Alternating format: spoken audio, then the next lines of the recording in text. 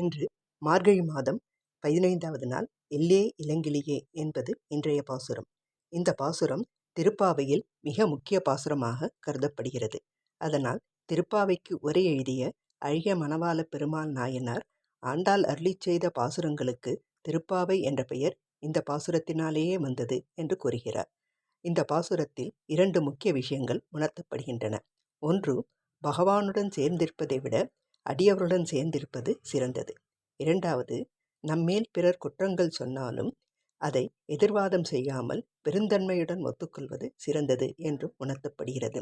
முன் பாசுரங்களில் வெளியில் இருப்பவர்கள் பேசுவதாக பாசுரம் அமைந்திருந்தது. இந்த பாசுரம் உரையாடல் பாணியில் அமைந்துள்ளது. இப்போது பாசுரத்தின் பொருளை உணர்வோம். 15வது பாசுரத்திற்குரிய தோழியின் திருமாளிகை இந்த கோபியர்கள் அடைந்தனர். அப்போது அந்த பெண் அவளது பக்கத்து திருமாளிகையர்கள் கோபியர்கள் 14வது பாசுரத்தில் சொன்னபடி சங்கொடு சக்கரம் ஏந்தும் தடக்கையன் பங்கையக்கண்ணானை பாடிக்கொண்டிருந்தாள். அப்போது வெளியில் இருந்த பெண்கள் அவளுடைய குரல் இனிமையை கேட்டார்கள். எனவே அவர்கள், குரல் இனிமையிலும் அழகிலும் இளமையான கிளி போன்று இருப்பவளே என்று அழைத்து, நாங்கள் எல்லாரும் வந்த பிறகும் நீ தூங்குகிறாயோ என்று கேட்டனர்.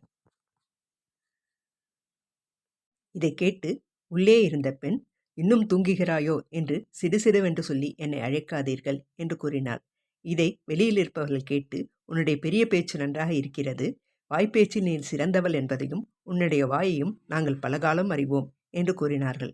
அதை கேட்டு உள்ளே இருக்கும் பெண், இப்படி எதிர்வாதம் செய்யும் நீங்கள்தான் வாய்ப்பேச்சில் வல்லவர்கள் என்று முதலில் சொன்னாள்.